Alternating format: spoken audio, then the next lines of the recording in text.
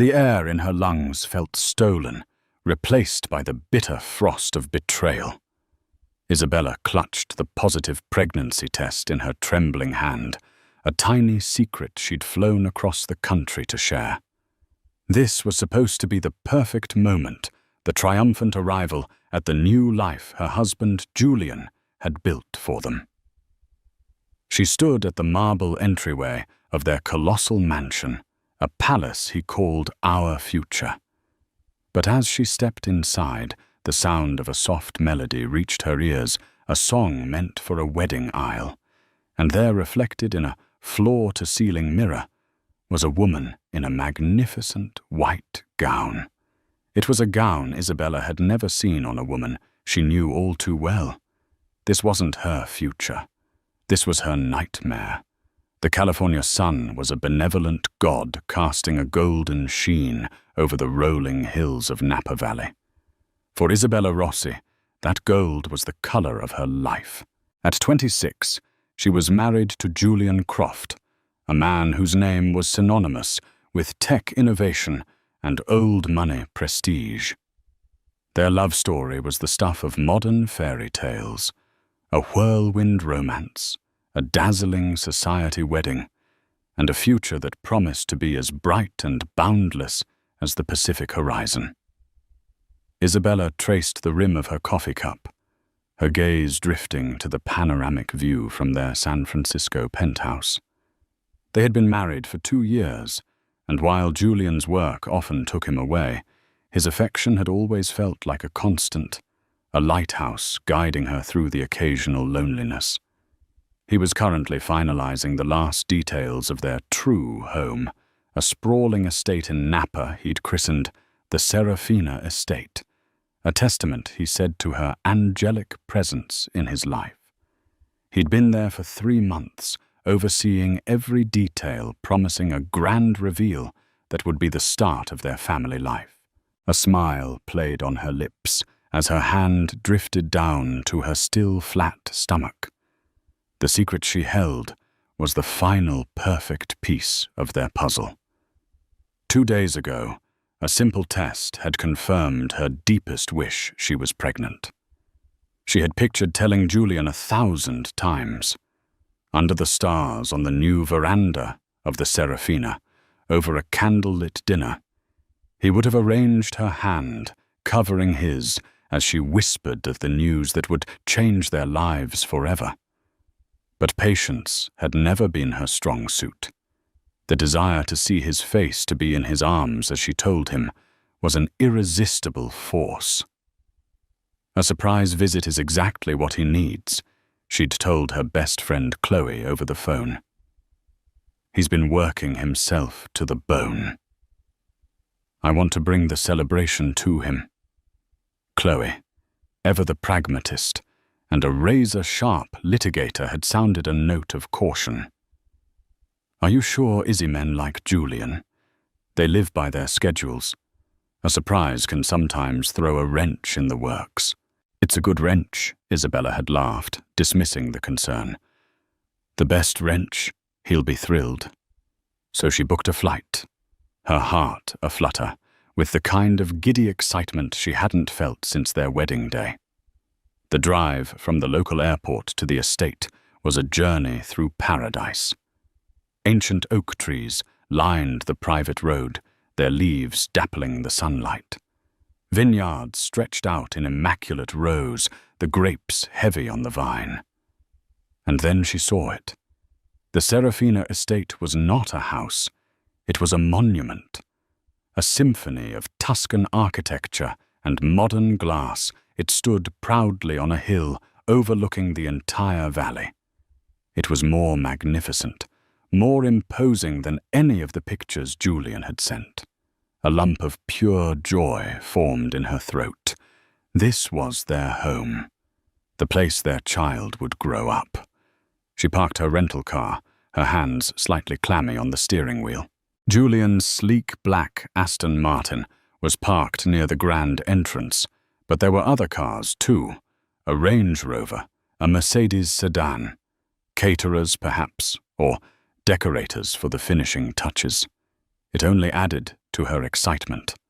The heavy oak doors were slightly ajar. She pushed one open, stepping into a foyer that was cathedral-like in its scale. A double staircase of polished marble swept upwards, meeting at a landing before a colossal window that framed the valley beyond.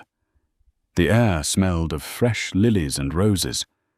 For a moment, she was so overwhelmed by the grandeur that she didn't register the music. It was a soft instrumental version of a familiar song. Pachelbel's Canon in D. Her song. The song she had walked down the aisle to, a strange, cold unease began to snake its way through her joy. Why would Julian be playing that? Was he feeling sentimental?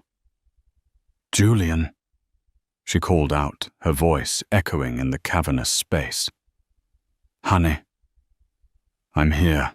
There was no answer, only the continuing melodic refrain of the music. She walked further in her heels, clicking softly on the marble.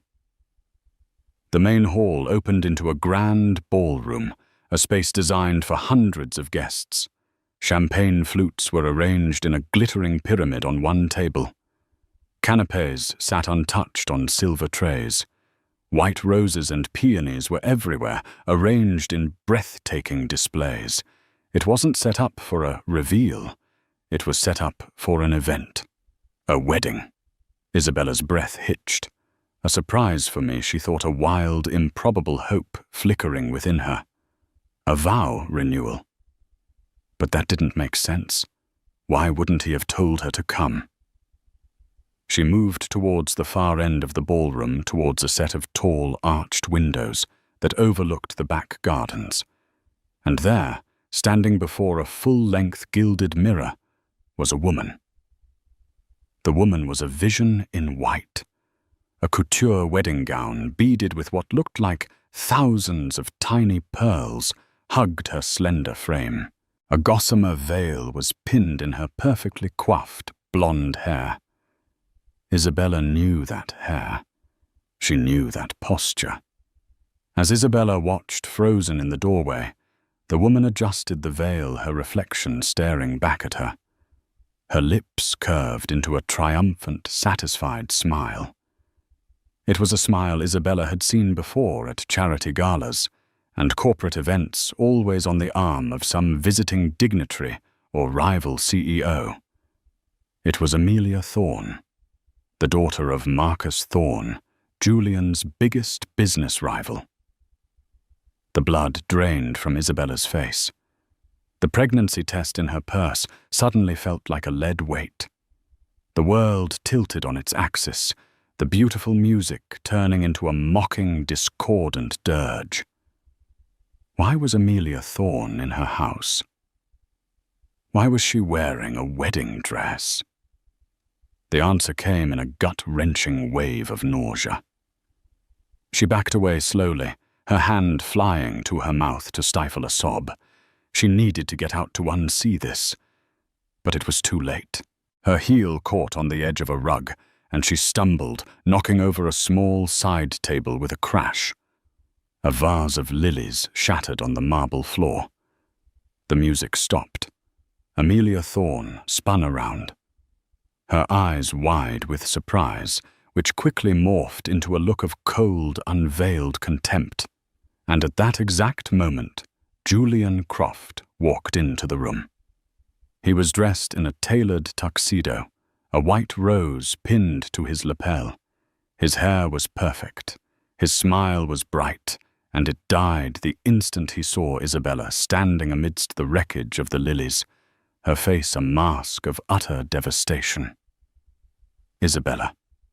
He breathed, his voice a ghost of the one she loved. What are you doing here? The question, so absurdly inadequate for the horror of the moment, broke the spell. The ice in Isabella's veins turned to fire. The love, the joy, the hope she had carried with her on the flight, it all curdled into a singular, agonizing question that clawed its way out of her throat. "What am I doing here, Julian?" she whispered, her voice trembling with a rage she had never known. "The better question is, what is she doing in my husband's house? Wearing a wedding dress?" The silence that followed was heavier and more suffocating than any tomb. Julian stood frozen between the two women, his wife clutching her stomach as if to protect their unborn child from the scene, and his mistress standing defiantly in the gown that was meant to seal a union of betrayal. The fairy tale had just ended, and a nightmare had begun. The tableau held for an eternity. Isabella, the picture of broken trust. Julian, a statue of guilt. And Amelia, a predator whose surprise had turned to smug possession. It was Amelia who broke the silence, her voice as smooth and cold as the marble floor. "Well, Julian," she said, her eyes flitting dismissively over Isabella as if she were a piece of misplaced furniture. "Aren't you going to introduce us? Though I suppose we've met." Julian finally moved, taking a step not towards Isabella, but instinctively defensively towards the center of the room. "Isabella, listen. This is not what it looks like." Isabella let out a hollow, bitter laugh that sounded alien even to her own ears. "Not what it looks like. Are you blind, Julian? Or do you think I am? There is a woman who is not your wife wearing a wedding dress in a house decorated for a wedding. What part of that am I misinterpreting?" Her voice rose with each word, shaking with the force of her pain. "She's right, Julian." "It's exactly what it looks like," Amelia chimed in, stepping forward. She moved with a liquid grace, the pearl-beaded dress shimmering around her. "He was just about to make an honest woman of me." The words hit Isabella with the force of a physical blow. "Make an honest you?" She couldn't form a coherent sentence. Her mind was a maelstrom of confusion and agony. This wasn't a fling. This wasn't a one-night mistake. This was a parallel life, a plan, a wedding. Today. "Shut up, Amelia." Julian snapped his gaze, finally locking on Isabella's. The panic in his eyes was real, but it was the panic of being caught, not the sorrow of having wronged her. "Izzy, please, let's go somewhere private. We can talk about this." "Private?" she shrieked, the last of her composure shattering. "You want to talk about this in private? You were going to marry her." "Julian." "Today? While I was at home, dreaming of our future, you were here preparing to marry her." She gestured wildly at Amelia, her hand trembling violently. "It was complicated," Julian stammered, running a hand through his perfectly styled hair, messing it up for the first time. "It was a business arrangement. A merger. Her father. A business arrangement?" Isabella's voice dropped to a dangerously low whisper. The raw grief was hardening, cooling into something sharp and brittle. "So that's all I was. A previous business arrangement that was being liquidated today." "No, of course not. I love you, Izzy." The words sounded profane in the context of the scene. They were an insult to everything they had shared. "Love me." She took a step closer, her eyes boring into his. "You don't know the meaning of the word. I flew here today to tell you something. Something that I thought would be the happiest moment of our lives." Her hand instinctively went to her stomach again. She wanted to scream it, to hurl the news at him like a weapon, but she couldn't. It was too precious to be tainted by this sordid, horrific moment. She would keep this one thing for herself. Amelia, seeing her chance to deliver the final killing blow, smirked. "Oh, let me guess. You redecorated the penthouse." "Don't worry, darling. Julian's about to own a portfolio of properties. You'll be well taken care of." She turned to Julian. her voice softening into a possessive purr. "Tell her, Julian. Tell her why this had to happen." Julian looked trapped. His face was pale, his eyes darting between the two women. "Croft Industries. We've had some financial difficulties. A downturn. The merger with Thorn consolidated. It was the only way to secure the company, to secure our legacy." "Our legacy," Isabella repeated the word with venom. "You mean your legacy. Built on my back, on my trust." She looked at him. Truly looked at him, and for the first time she didn't see the charming, ambitious man she'd fallen in love with. She saw a weak, desperate stranger who would sacrifice anything and anyone for his ambition. Her gaze fell on Amelia's neck. Draped against her skin was a necklace, a delicate, winding serpent of white gold and diamonds, its eyes emerald chips. Isabella's heart stopped. She knew that design. The Bavulgari Serpenti necklace. A cold dread, colder than anything she had felt so far, washed over her. She reached into her purse, passed the pregnancy test, and her fingers closed around a velvet box. Julian had given it to her a month ago, a just because gift. He'd said it reminded him of her seductive, timeless and precious. Inside was the very same necklace. He had given them both the exact same symbol of his love. The duplicity was so breathtakingly audacious, it was almost insane. This was never about love. Was it? Isabella said, her voice eerily calm. It was about assets. And you, Amelia, are just a more valuable asset than I am right now. Amelia's smug expression faltered for a second, stung by the comment. At least I'm an asset with a future. What are you? Before Isabella could respond, the sound of measured, heavy footsteps echoed from the foyer.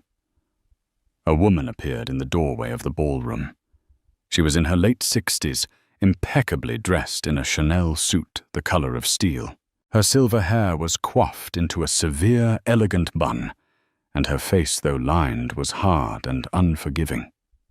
It was Genevieve Croft Julian's mother, the matriarch of the Croft dynasty. She took in the scene with a glacial calm that was far more terrifying than any outburst. Her eyes, the same shade of calculating blue as her son's swept over Isabella, lingered on Amelia's dress and finally settled on Julian. "Julian," she said, her voice cutting through the tension like a shard of glass. "I heard a crash. I see you've failed to manage the situation. How utterly disappointing." She didn't address Isabella at all as if she were an apparition. She walked directly to Amelia. "My dear Amelia, you look stunning. A perfect bride for a Croft." She adjusted a fold in the wedding dress, a gesture of ownership. Then she turned her icy gaze to Isabella. "Miss Rosie," she said pointedly, using Isabella's maiden name. "I believe you are trespassing. This is a private event." The insult was so profound, so utterly dehumanizing that for a moment Isabella couldn't breathe. She wasn't his wife. She wasn't family. She was Miss Rosie, a trespasser. "This is my home," Isabella managed to say, her voice cracking. Julian and you are a chapter that has now concluded," Genevieve stated as if closing a ledger. "Circumstances have changed. The family requires stability, and that is what the union with the Thorns provides. I'm sure you can understand. It's just business." There it was again. That phrase. It's just business. The Croft family motto, apparently. A justification for any cruelty, any betrayal. Julian, bolstered by his mother's presence, finally seemed to find his footing. He straightened his tuxedo, his expression shifting from panic to a sort of resigned authority. "Mother's right, Isabella. This is for the best." For everyone.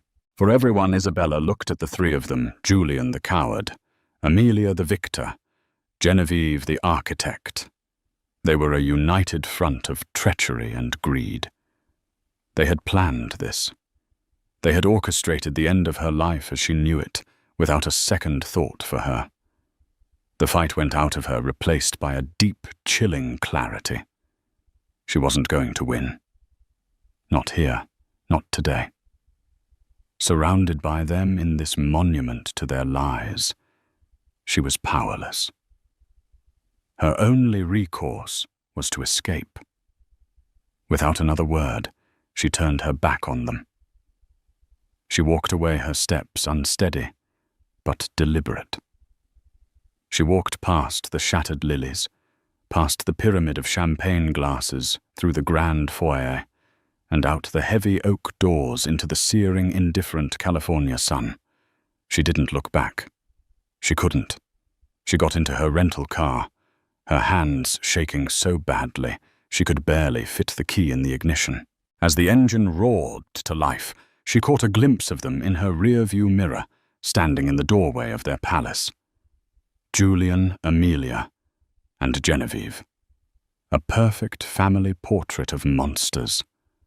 She drove away from the Serafina estate, a name that now sounded like a sick joke. She drove with a shattered heart, a stolen future, and a secret in her womb that was now hers, and hers alone. The fairy tale was over. The war had just begun. The drive back to San Francisco was a blur of tears and tarmac. Each mile that separated her from Napa was a mile further from the woman she used to be. The naive, trusting Isabella was gone, incinerated in the cold fire of Julian's ballroom. In her place was a woman, hollowed out by grief, every breath a ragged effort. She stumbled back into the penthouse that was no longer a home, but a museum of lies. Every object, every photograph was a painful testament to a shared life that had been a unilateral fraud. A framed picture from their wedding in Lake Como mocked her. From the mantelpiece, Julian's adoring gaze, her radiant smile. She snatched it up and with a guttural cry hurled it against the wall. The glass shattered, echoing the sound of the broken lily vase, the sound of her own breaking. For 24 hours, she was adrift in a sea of despair. She didn't eat. She didn't sleep. She just sat on the floor, surrounded by the ghosts of her marriage, the Bulgari necklace box clutched in her hand like a cold, dead heart. The world had shrunk to the 4 walls of this gilded prison. On the second day, her phone, which she had ignored, buzzed insistently. It was Chloe.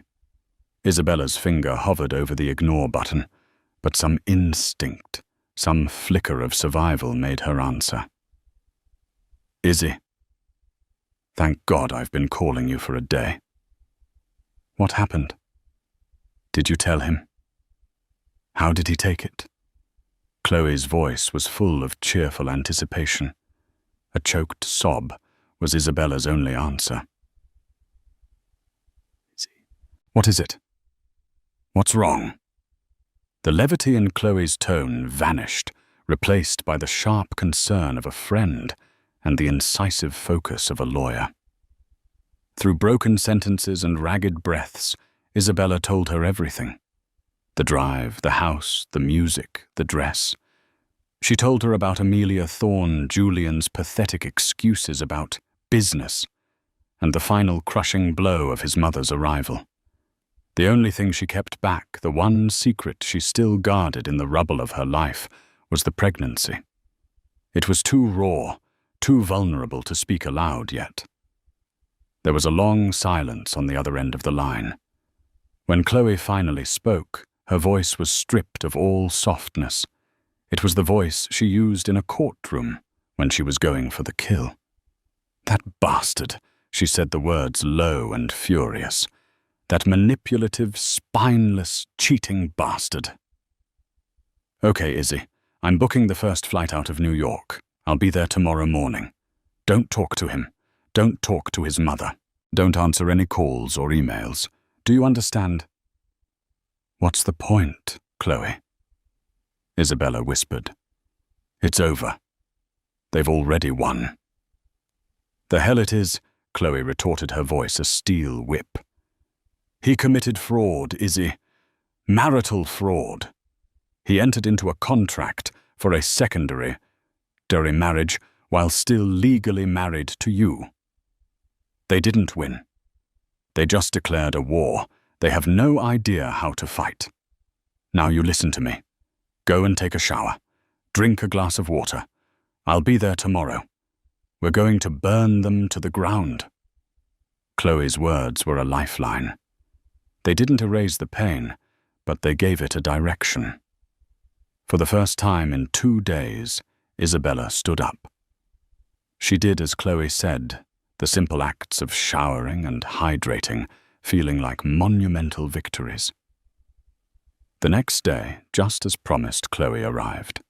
She was a whirlwind of decisive energy, her lawyer's briefcase in one hand and a bag of comfort food pastries in the other. She took one look at the shattered picture frame and Isabella's gaunt face and enveloped her in a fierce hug. We'll get you through this, she murmured. I promise. They sat at the large dining table, a place where Isabella had hosted so many happy dinner parties. Chloe laid out a notepad. Okay, tell me again.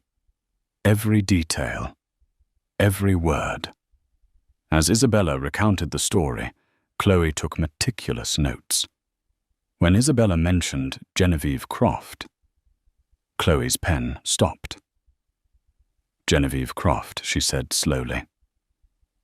The Ice Queen. She's the real power behind the throne. Julian is weak, but she's ruthless. She will see you as a liability to be managed and discarded.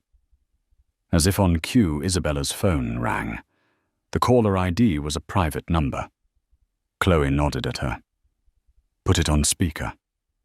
Isabella answered, her heart pounding. Isabella. The voice was unmistakable. Genevieve Croft. Cold, imperious, and utterly devoid of emotion. I trust you have returned to San Francisco and have had time to process the new reality. What do you want? Isabella asked, her voice tight. I am a pragmatist, as I hope you are. Genevieve continued, ignoring the question. There is no need for this to become a messy public affair. It would be damaging for everyone, yourself included. The press can be so vulgar. Chloe was scribbling furiously on her notepad, threatening me with public shame. The Croft family is prepared to offer you a generous settlement, Genevieve went on. A lump sum payment, the deed to the penthouse, and a non-disclosure agreement that will ensure your discretion and our privacy. Think of it as a severance package for your time with my son. Severance package. The phrase was so corporate, so clinical, so utterly insulting. It was the price of 2 years of her life, of her love of the child she was carrying. Isabella looked at Chloe, who shook her head subtly, her eyes blazing. I'll have to think about it, Isabella said, her voice surprisingly steady. There is nothing to think about. Genevieve's tone hardened. This is a more than fair offer. I will have our lawyers draft the agreement and send it to you. You have 48 hours to sign. After that, the offer is rescinded, and we will proceed with the divorce on our own terms, which I assure you will be far less comfortable for you. The line went dead. Isabella stared at the phone in horror. She's trying to buy me off and threaten me in the same breath. Of course she is, Chloe said, a grim smile on her face. This is good, Izzy. This is a mistake on their part. They're arrogant. They're underestimating you, and they're showing their hand. She tapped her pen on the pad. They want this quiet because they have something to hide. Julian mentioned financial trouble. a merger with Thorn. This sham marriage was the collateral. This isn't about love or romance. It's a desperate corporate maneuver. And you, my friend, are the inconvenient loose end. Isabella's mind went back to the Bavulgari Serpenti necklace. She opened the box and placed it on the table next to Chloe's notepad. "He gave this to me a month ago," Isabella said, her voice hollow. "Amelia was wearing the exact same one at the wedding." Chloe picked up the necklace, her eyes narrowing as she examined the exquisite craftsmanship. The snake. How fitting. A symbol of rebirth, but also of poison and deception. He literally branded both of you with his duplicity. She placed it down carefully. "This is more than an insult, Izzy. It's evidence. It shows premeditation. He was placating you while planning his new life with her. A jury would eat that up." A tiny spark ignited in the cold darkness of Isabella's heart. It wasn't hope, not yet. It was something harder, something more primal. It was the will to fight. "What do we do?" she asked, looking at Chloe, her truest ally. Chloe's smile widened. "First, we reject their insulting offer.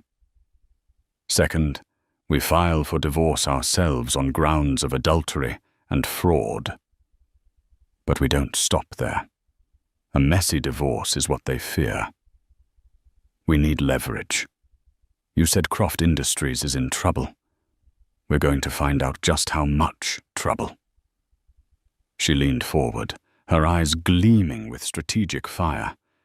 "They think you're just a heartbroken wife they can sweep aside with a check. They have no idea you're about to become the biggest storm they've ever seen." The next 48 hours were a blur of calculated action. Chloe transformed the penthouse from a sanctuary of sorrow into a war room. Laptops replaced photo frames and legal pads covered the dining table. The first order of business was to formally reject Genevieve Croft's offer. Chloe drafted a letter so precise and frigid it could have frozen hell over. It stated simply that Mrs.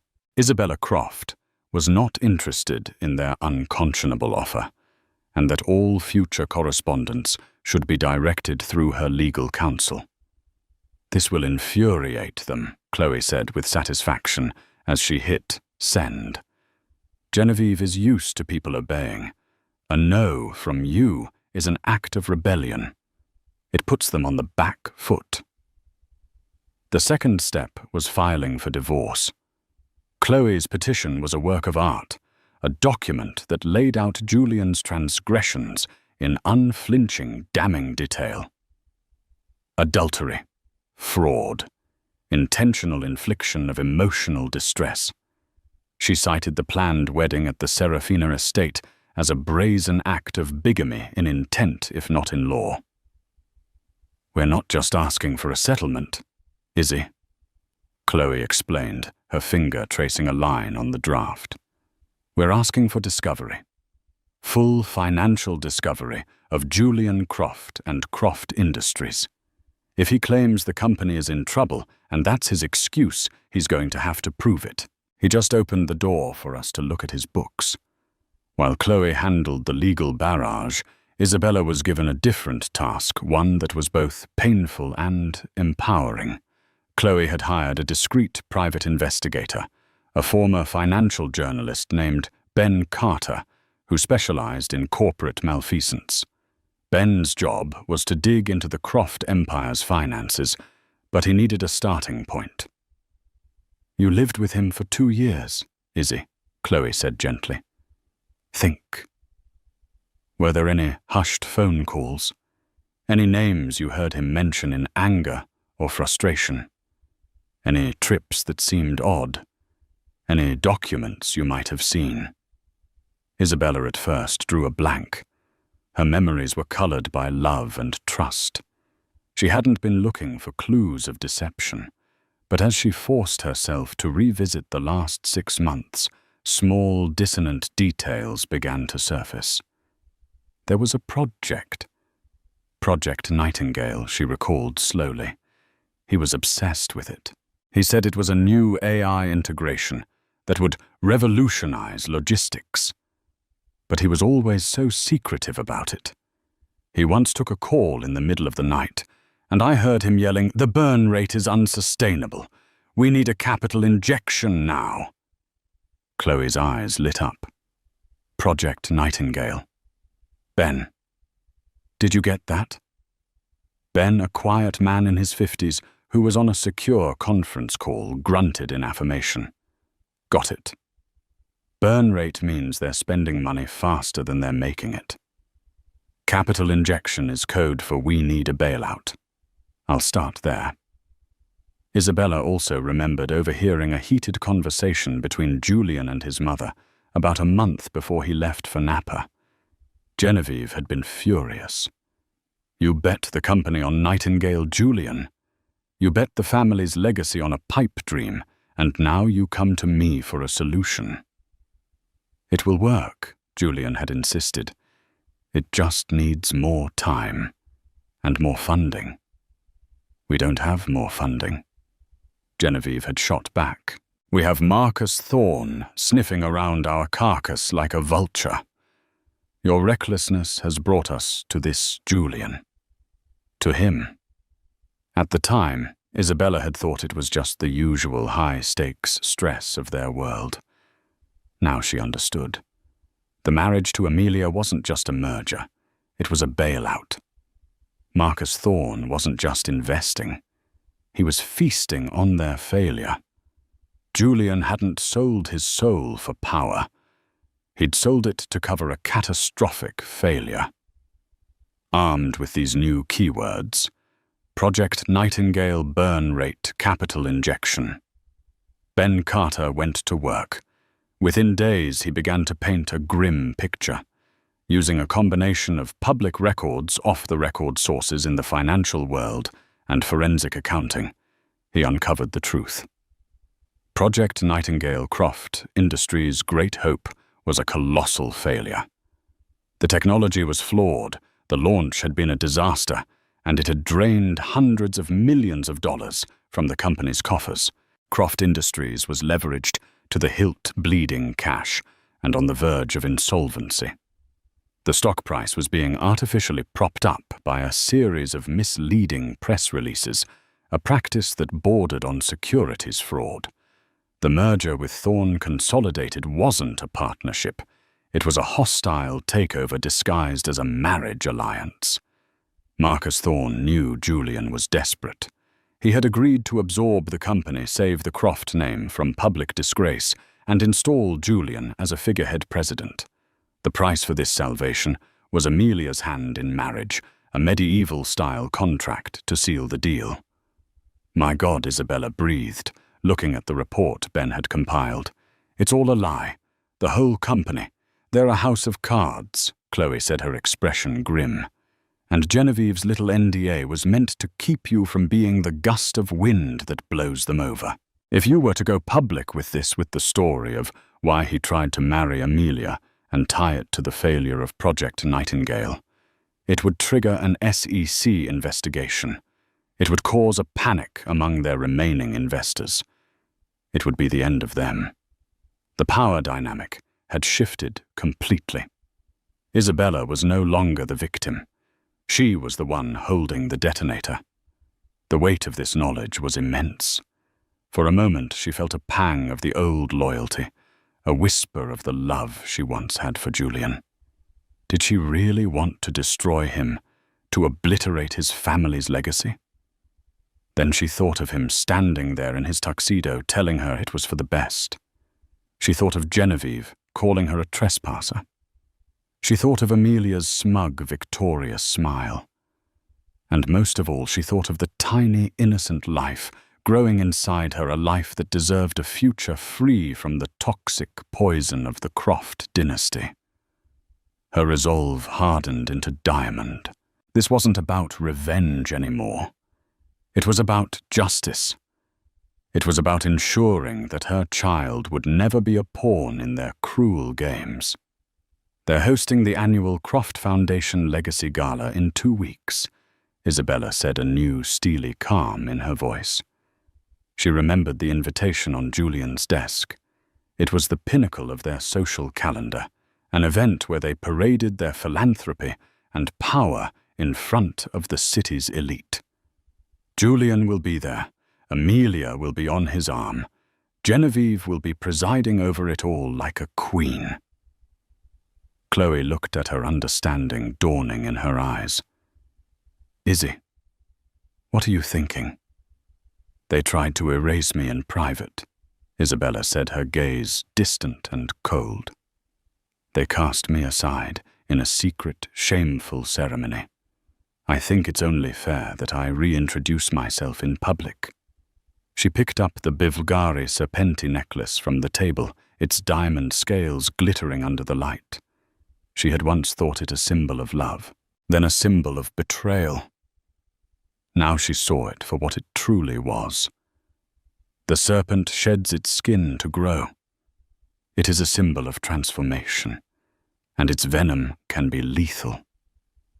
They wanted a quiet, discreet settlement. Isabella said, a faint, dangerous smile touching her lips for the first time in weeks. Let's give them a legacy they'll never forget.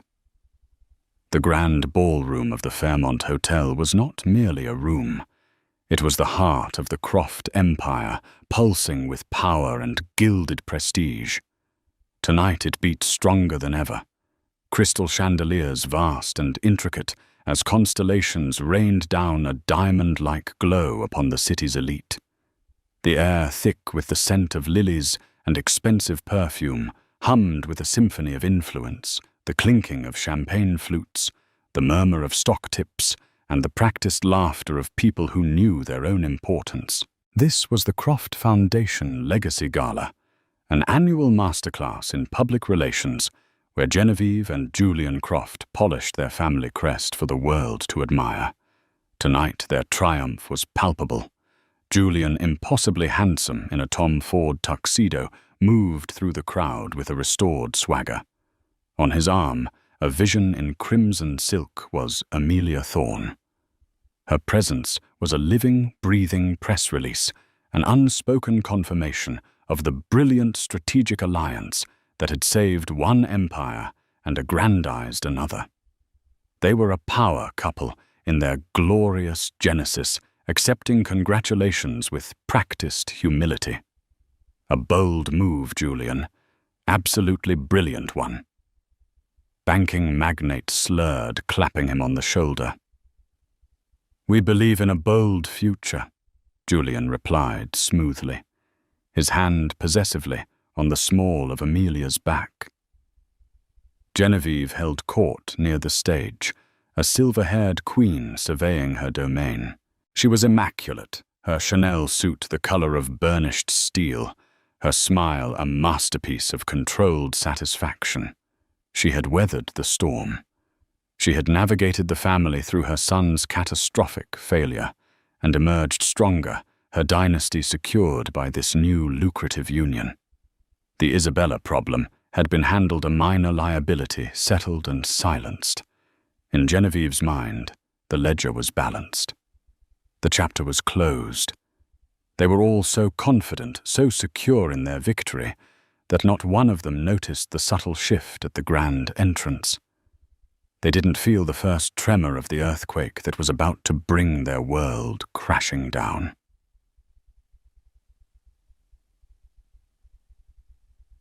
Outside in the cool San Francisco night, Isabella sat in the back of a black town car.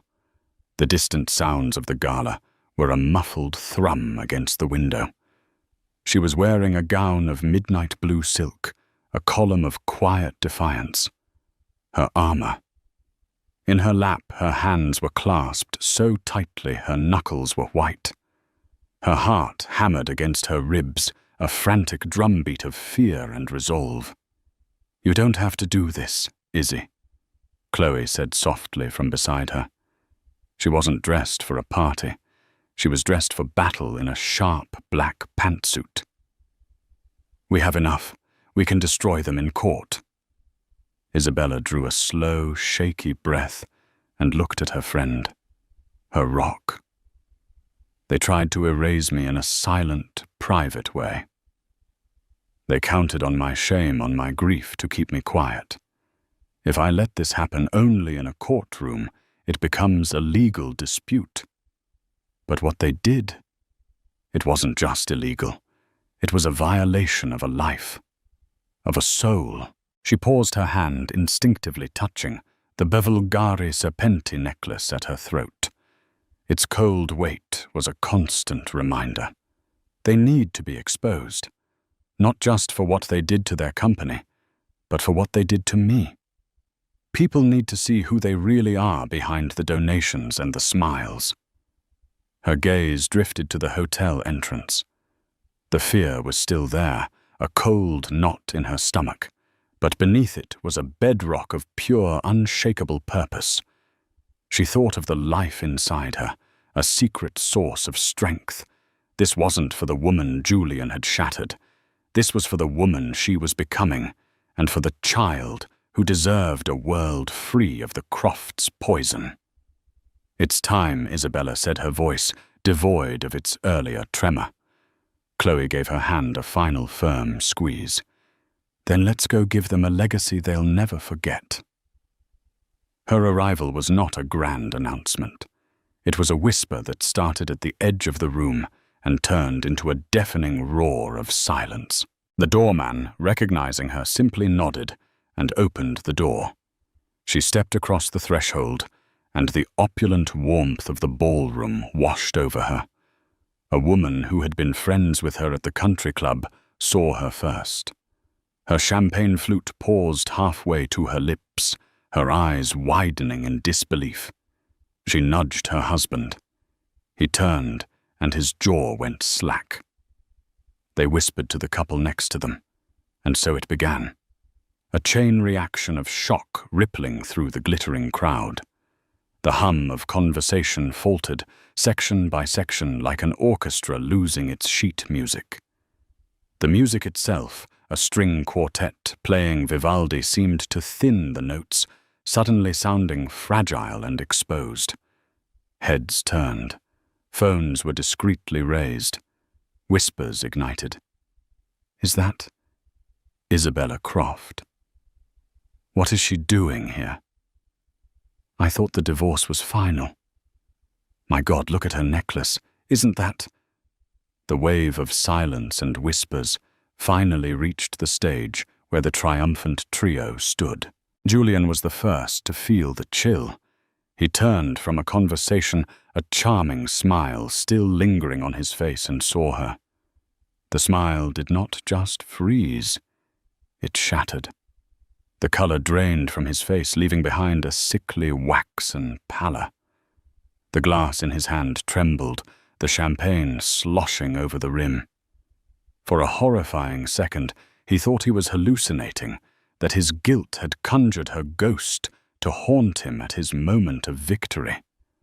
But she was real, a vision in midnight blue, moving towards him with a terrifying serenity. Amelia, feeling the sudden tension in his arm, followed his panicked gaze. Her perfectly made-up face hardened, the soft lines of her smile tightening into a venomous sneer. This was her night, her coronation, and this ghost from her fiancé's past had dared to spoil it. She squeezed Julian's arm, a sharp, possessive gesture meant to anchor him to her. But it was Genevieve's reaction that was the most profound. Her regal composure, forged over decades of corporate and social warfare, held firm. Her smile did not falter, but it became a rictus, a thin, bloodless line. A deep Arctic cold emanated from her, more chilling than any scream. Her eyes, the color of a winter sky, narrowed into calculating slits. She wasn't just looking at Isabella. She was assessing a catastrophic security breach, a threat that had bypassed all her defenses to strike at the very heart of her empire. The liability had not been managed. The liability had just become nuclear. Isabella walked, Each step was deliberate, measured. She ignored the sea of gawking faces, the whispers that followed her like the train of a gown. Her path was a straight line cleaving through the stunned crowd directly toward the stage. She could feel hundreds of eyes on her, but hers were fixed on her destination, the podium and the microphone. Julian, jolted out of his stupor by a sharp look from his mother, moved to intercept her. He blocked her path, his body a wall of desperate denial. "Isabella, what in God's name do you think you're doing?" He hissed, his voice a frantic, low growl. He grabbed her arm. "You can't be here. This is a private event. You need to leave. Now." His touch was repulsive. She looked down at his hand on her arm, then up at his face, her expression one of utter detachment, as if studying an insect. She pulled her arm free with a slow, deliberate movement. "Can't I, Julian?" she replied, her voice perfectly calm and clear, yet carrying just enough to be overheard by the breathless onlookers nearby. "Last I checked, I am still Isabella Croft, and this is my foundation's gala, too." She sidestepped him without another glance, leaving him standing there, utterly neutered, his authority dissolved in front of everyone. She ascended the few steps to the stage, her silhouette framed by the foundation's enormous banner. The event's master of ceremonies, a local news anchor, stared at her. His mouth agape, cue cards forgotten in his hand. Isabella walked to the microphone. She adjusted it slightly, the small movement echoing like a gunshot in the cavernous, silent hall. She looked out at the assembly, 1,000 frozen faces, and took a final deep breath. "Good evening," she began. Her voice, amplified, was a melodic arrow of pure steel. "My name is Isabella Rossi Croft.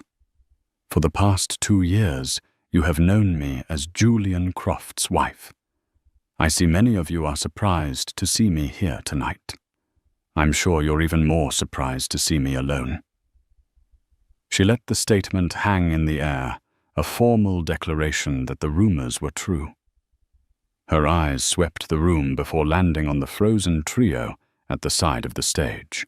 "My husband and my mother-in-law," she said, her tone laced with a delicate, lethal irony, "have led you to believe that our separation was amicable, a quiet parting of ways to make room for a new and prosperous alliance with the Thorne family." She gestured gracefully towards Amelia, who looked as if she'd been slapped. "A business decision, they called it." "What you don't know," she continued, her voice gaining a righteous power, "is the true nature of that business. You see, Croft Industries, the legacy we are here to celebrate is not what it seems.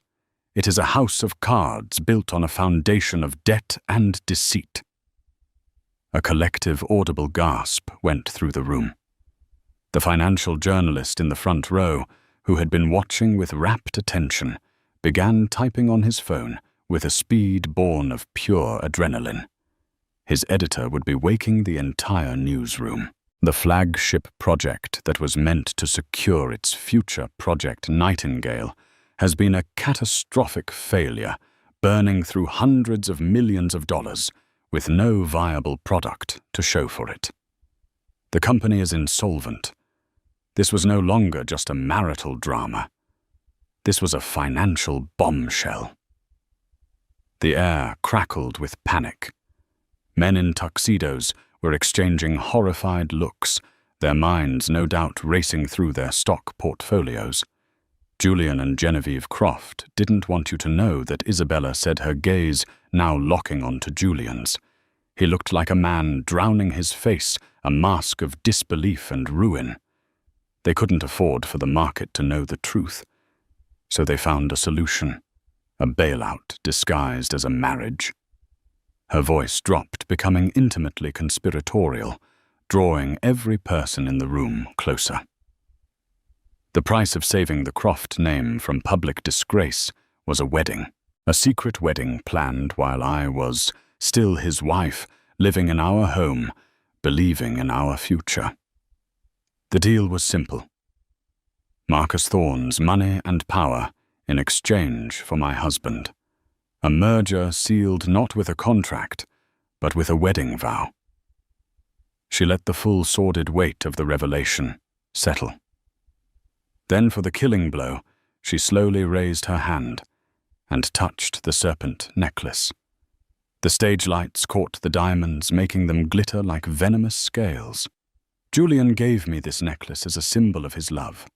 A month later, he gave an identical one to his betrothed. I suppose in his mind it was a clever bit of emotional accounting, a way to keep his assets in order. Her voice thickened with a pain she refused to fully show. But what he failed to understand is that a woman's trust, a woman's life, is not a commodity to be traded for a better deal. She tore her eyes away from the wreckage of her husband's family and addressed the room one last time, her voice ringing with the clarity of absolute truth. I am not here tonight to ask for your pity. I am here to reclaim my name, Isabella Rossi, and to speak the truth that they tried to buy and bury. The Croft legacy, the one they are so proud of, is a legacy of lies. And it ends tonight. With that final devastating pronouncement, she stepped back from the microphone. For one breathtaking second, there was nothing but profound, stunned silence. Then the dam broke. Chaos erupted. 100 conversations exploded at once. Phones were out everywhere, broadcasting the fallout. Investors, their faces ashen, were already pushing through the crowd towards the exits, no doubt to initiate a sell-off that would bleed Croft Industries dry by morning. Genevieve's iron control finally snapped. The mask of civility disintegrated, revealing the raw, feral rage beneath. With a snarl that was shockingly animalistic, she lunged towards Isabella. Her hands clawed. But Chloe, who had moved to the side of the stage, stepped into her path, a calm and immovable object. I wouldn't do that if I were you, Genevieve, Chloe said, her voice dangerously soft. Assaulting my client in front of 200 witnesses and at least 30 recording cameras would be unwise. Genevieve recoiled, as if burned, her fury choked by the cold, hard logic of the law. Isabella allowed herself one last look at Julian. He was a ghost, a hollow man staring into the abyss of his own creation. He wasn't the man she had loved. He was a stranger she had once known. A weak king left standing alone in the rubble of his fallen kingdom. She turned her back on him, on all of them. The crowd, which had been a churning mass of panic, parted for her, instinctively creating a clear path to the door. Their expressions were no longer just gawking. They were a mixture of awe, pity, and a grudging, profound respect. She walked through them, her head held high. She stepped out of the grand ballroom, leaving the inferno of chaos behind her. The cool, clean night air hit her face a welcome balm. It felt like the first breath of a new life. The serpent had not just shed its skin. It had burned the whole forest down. And from the ashes she would rise. From a shattered dream in a Napa mansion to a triumphant stand in the heart of the city, Isabella's journey was one of unimaginable pain and incredible strength. She refused to be a silent victim, a footnote in a rich man's biography. Instead, she transformed her deepest betrayal into her greatest weapon, not for revenge, but for justice and truth.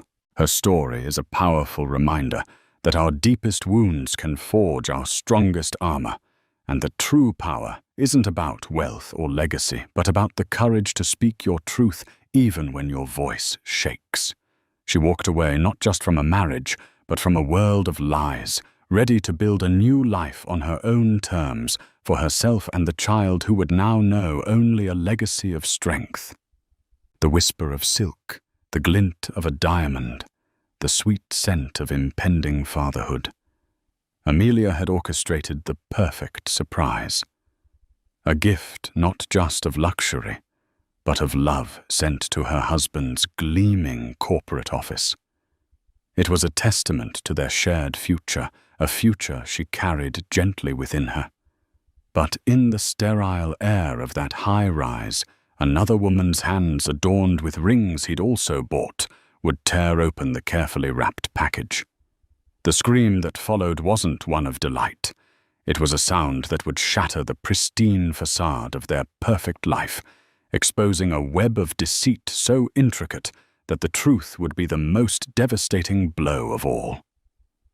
Amelia traced the rim of her porcelain teacup, the delicate floral pattern a stark contrast to the storm brewing within her.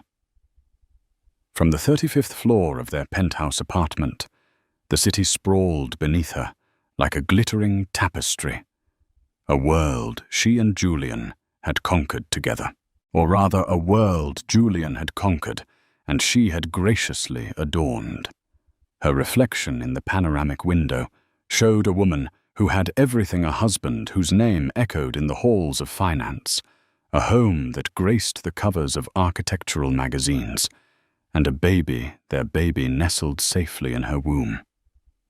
She was 6 months along the gentle swell of her stomach, a constant, wondrous reminder of the new life she was nurturing. This pregnancy, a hard-won miracle after years of quiet heartbreak, had cemented what she believed to be an unbreakable bond with Julian. He had been ecstatic, his usual cool demeanor melting away to reveal a man of surprising tenderness.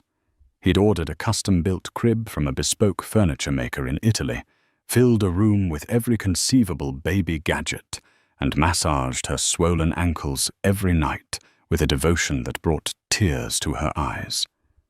Julian was a man of grand gestures. Their life was a testament to it. Their wedding had been a week-long affair on the Amalfi Coast. Her birthdays were marked by surprise trips to Paris or the acquisition of a rare piece of art. He'd once bought out an entire Michelin-starred restaurant for a private dinner, simply because she'd mentioned a craving for their truffle pasta. He called her his queen, his everything. And Amelia, swept away by the sheer force of his affection and the dazzling world he provided, had believed it. Every single word. Today was the anniversary of the day they'd first met. A detail she was sure Julian, in his whirlwind of meetings and multi-million-dollar deals, had forgotten. But Amelia hadn't. She cherished these small, intimate milestones. They were the invisible threads that wove their grand love story together. To commemorate it, she had planned a surprise that was both deeply personal and a nod to the life he so meticulously curated. She had commissioned a one-of-a-kind timepiece, a Patek Philippe Calatrava, with a secret inscription on the back. It wasn't a flamboyant, diamond-encrusted model. It was classic, elegant, timeless. Everything she felt their love was. The inscription was a line from a poem they'd both loved in college, a poignant reminder of their humbler beginnings before the towering skyscrapers and private jets.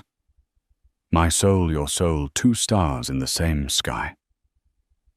But the watch was only part of the gift. Tucked inside the luxurious, lacquered box was a small, silver-plated frame. Inside it wasn't a photo of them, but the first sonogram picture of their baby, the tiny, grainy image that had made Julian weep with joy. And beside it, a handwritten note on her thick, cream-colored stationery. My dearest Julian, remember the starry nights on that rusty fire escape, dreaming of a future we could barely imagine today on the anniversary of our first hello. I wanted to give you something to remind you that even in our dazzling sky, some stars shine just for us. This little one is our newest star. I love you more than words can say. Happy anniversary. Forever yours, Amelia." She smiled, a genuine, heartfelt smile that reached her eyes. It was perfect. She had arranged for a premium courier service, the kind that handled priceless art and sensitive tournaments, to deliver it to his office at precisely 3 p.m. She imagined his surprise, his colleagues catching a glimpse of the devoted family man behind the ruthless CEO. She pictured him calling her, his voice thick with emotion, thanking her for remembering, for loving him so completely. The courier, a man in a crisp uniform, arrived exactly on time. He handled the elegantly wrapped package with the reverence it deserved. Amelia gave him the address. Sterling Whitcroft Holdings, 48th floor, 1 Vanderbilt, Manhattan. The name of the building itself was a symbol of power and prestige, a fitting stage for her grand romantic gesture. "Please ensure this is handed directly to Mr. Julian Croft," she instructed, pressing a generous tip into the courier's hand. "It's of immense personal value." "Of course, Mrs. Croft. It will be delivered with the utmost care." As the door clicked shut, a wave of contentment washed over her. She settled onto the plush velvet sofa, picking up a book on motherhood. The afternoon sun streamed in, casting a warm glow on the pages. For the next hour, she was lost in a world of feeding schedules and developmental milestones, her heart full of a quiet, unshakable joy. She was Amelia Croft, the cherished wife of a brilliant man, soon to be the mother of his child. Her world was perfect, secure, and shimmering with love. The scream that would tear it all apart was still hours away, an impossible sound in a life so meticulously soundproofed from reality. Julian's office was an extension of his personality, sleek, modern, and intimidating. Glass walls offered a panoramic view of the city, but the real power was inside the room. A massive mahogany desk, an array of monitors displaying fluctuating market data, and a collection of abstract art that was both expensive and emotionally distant. It was a space designed to communicate dominance. His executive assistant, a woman in her late 50s with a stern but efficient demeanor, guarded the entrance to this inner sanctum like a hawk. She vetted his calls, managed his impossible schedule, and could spot a sycophant from a mile away. Her name was Margaret, and she was fiercely loyal to Julian. She was also, Amelia knew, fond of her. Margaret often commented on how Amelia was a calming influence on her demanding boss. When the courier arrived at the 48th floor, it was Margaret he met. "A package for Mr. Julian Croft," the courier announced, presenting the beautifully wrapped box. "Personal delivery." Margaret's eyebrows rose slightly. It wasn't unusual for gifts to arrive, but this had a different feel. It was elegant, personal, not the usual ostentatious corporate gift basket. She recognized the expensive wrapping paper, the same kind Amelia had used for Julian's last birthday gift. A small, knowing smile touched her lips. "Thank you. I'll see that he gets it," she said, signing the electronic pad. She carried the gift towards Julian's office, her heels clicking softly on the polished marble floor. The glass door was slightly ajar, and she could hear voices from within. Julian's deep, confident tone and a lighter, feminine laugh that was decidedly not Amelia's. Margaret paused. This was the delicate part of her job, the part she hated, the part where she had to navigate the other side of Julian Croft's life, the side that Amelia in her gilded cage knew nothing about. The laugh belonged to Cassandra. Cassandra was a senior analyst in the mergers and acquisitions department. She was whip-smart, ambitious, and stunningly beautiful in a way that was the polar opposite of Amelia's classic elegance.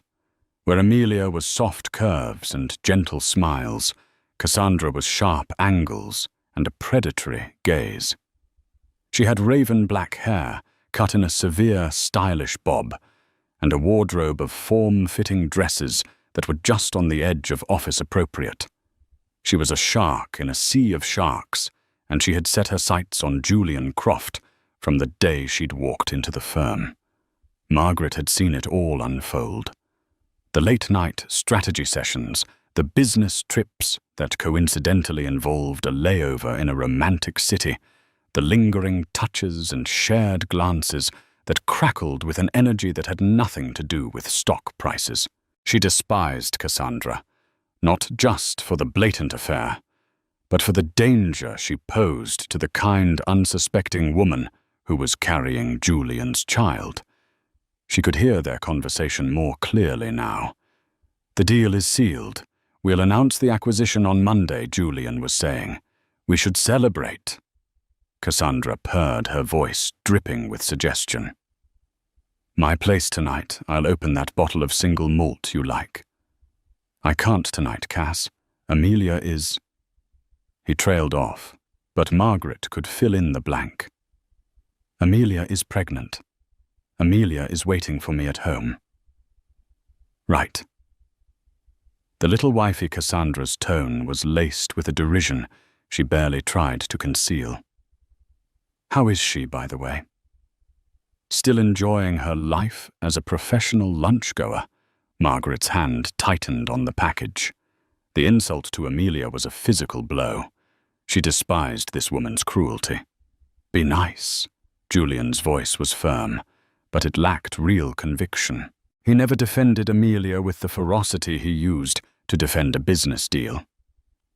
"I'm just saying," Cassandra continued, undeterred. "You're here closing the biggest deal of the year, a titan of the industry, and she's at home." "What, picking out nursery colours?" "It's a bit of a mismatch, don't you think?" Before Julian could respond, Margaret decided to make her presence known. She knocked sharply on the doorframe. "Julian. A personal delivery for you." Julian looked up, his expression shifting from one of intimate conspiracy to professional command in a split second. Cassandra, however, didn't bother to school her features. She shot Margaret a look of pure annoyance, angry at the interruption. "Bring it in." "Margaret," Julian said, gesturing towards his desk. As Margaret walked in, Cassandra's eyes landed on the gift. Her expression changed from annoyance to a covetous curiosity. It was clearly expensive, clearly personal, and in Cassandra's mind, anything personal and expensive belonging to Julian should by rights be related to her. "Ooh, what's this?" "An admirer?" she asked, stepping forward. She ran a perfectly manicured finger over the silk ribbon. "Let me guess. A gift from the board for closing the Henderson deal." "It's from my wife, Julian," said a little too quickly. He made a move to take the box, but Cassandra was faster. With a playful, possessive flick of her wrist, she snatched it from Margaret's grasp. "From Amelia." Cassandra's red lips curled into a smirk. "How sweet." "What did she get?" "Another set of monogrammed handkerchiefs." "Cassandra, give it to me." Julian's voice held a warning tone. This was a line he wasn't prepared to cross in front of his assistant. But Cassandra was fueled by arrogance and a desire to needle him, to assert her place in his life. She saw herself not as the mistress, but as his true partner, the one who understood his world of power and ambition. Amelia was just a domestic accessory. "Oh, don't be such a spoil sport." "Darling," she cooed, her voice loud enough for anyone passing in the hallway to hear. "I want to see what perfect taste your perfect wife has. Let's open it together." And with that, before Julian or Margaret could react, Cassandra's sharp, blood-red nails tore into the elegant wrapping paper.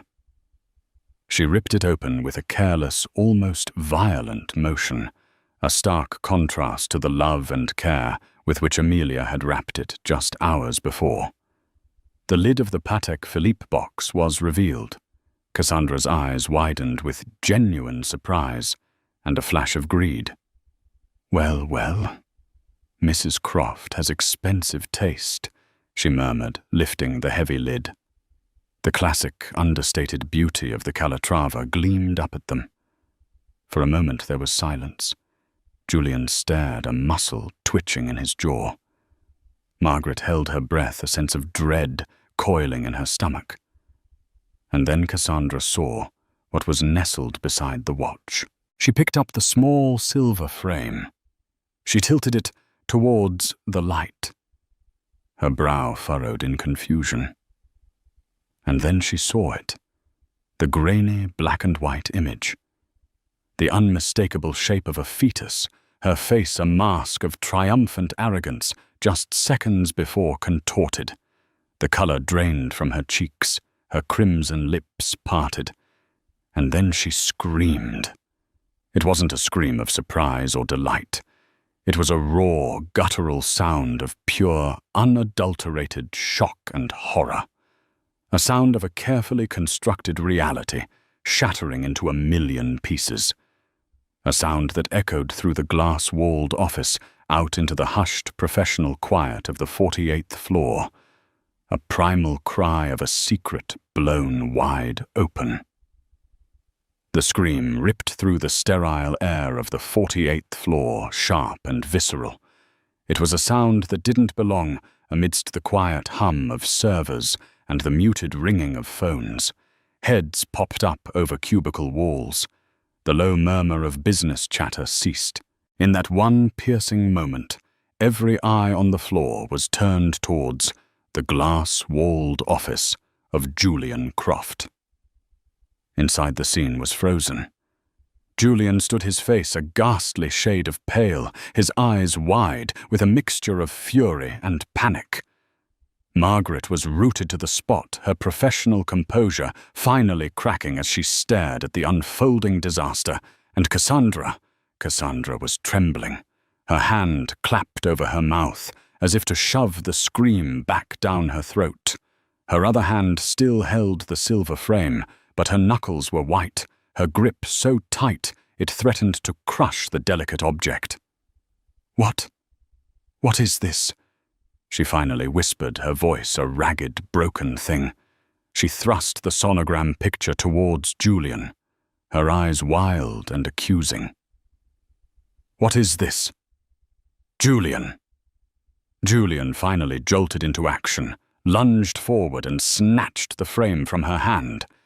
He grabbed the watchbox, shoving the picture and the handwritten note back inside with clumsy, frantic movements. "Get out!" he hissed at Cassandra, his voice low and venomous. "Get out now!"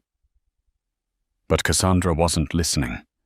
Her gaze was locked on his face, searching for an answer, a denial, anything.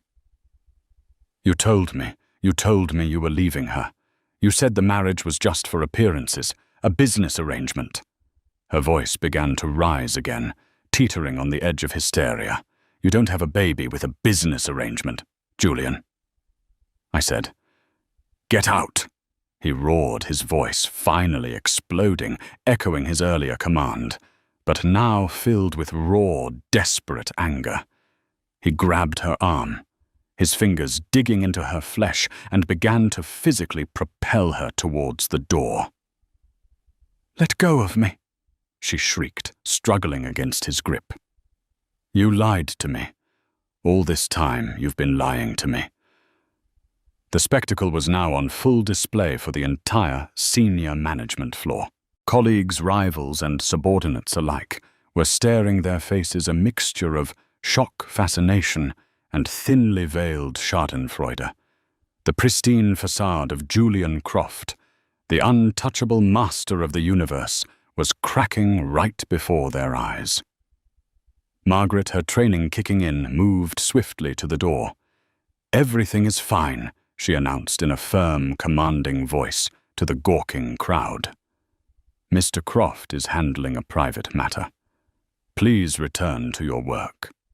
She pulled the door shut, the click of the latch sounding like a gunshot in the charged silence. She then turned back to the chaos within. Julian had managed to shove Cassandra out of his office, slamming the door behind her. He leaned against it, his chest heaving, his tie askew. He ran a hand through his perfectly styled hair, messing it up for the first time Margaret had ever seen. He looked cornered, trapped. Through the glass wall they could see Cassandra stumbling back to her own desk, a trail of stunned and whispering colleagues in her wake. She collapsed into her chair, her face buried in her hands, her shoulders shaking with violent sobs. The damage was done. The secret was out. The carefully compartmentalized worlds of Julian Croft had just collided with the force of a nuclear explosion. Julian turned his eyes, finally landing on Margaret. His expression was one of pure fury, but it was the desperate fury of a man who has lost control. Not a word of this to anyone, Margaret, he seethed, especially not to Amelia. "Do you understand me?" Margaret met his gaze, her own expression unreadable. For years, she had been his loyal soldier, his gatekeeper, the silent facilitator of his double life. She had rationalized it as part of the job, a necessary evil in the high-stakes world they inhabited. But the sound of Cassandra's scream, the sight of that tiny sonogram picture, had shifted something within her. It was no longer an abstract indiscretion. It was a betrayal of a woman she respected, a woman who was blissfully awaiting the birth of her child. "She is going to call Julian." "Margaret," said her voice, steady and cool. "She is expecting you to thank her for your gift. What are you going to say?" The question hung in the air, heavy and suffocating. Julian stared at the Patek Philippe box on his desk as if it were a venomous snake. The gift, meant to be a symbol of love and shared history, had become an instrument of his exposure. Amelia's perfect, heartfelt gesture had backfired in the most spectacular way imaginable. He snatched the box, opened it, and pulled out the handwritten note. He read Amelia's loving words, her reference to their shared past, her excitement for their future. His face, already pale, seemed to lose another shade of color. The sincerity of her love, the purity of her intentions, was a searing indictment of his own duplicity. "I'll handle it," he muttered, shoving the note into his pocket.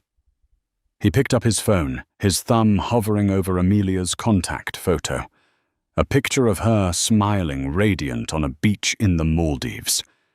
He looked like a man about to walk to his own execution. Meanwhile, back in her sun-drenched penthouse, Amelia was beginning to feel the first stirrings of unease. It was now well past 4 p.m. She had expected a call from Julian almost immediately. He was usually so prompt, so effusive in his gratitude for her gifts. She pictured the scene in his office again, but this time a small, unwelcome detail crept in the press of his schedule, an important meeting he couldn't leave, a sudden market crisis demanding his attention. She reassured herself.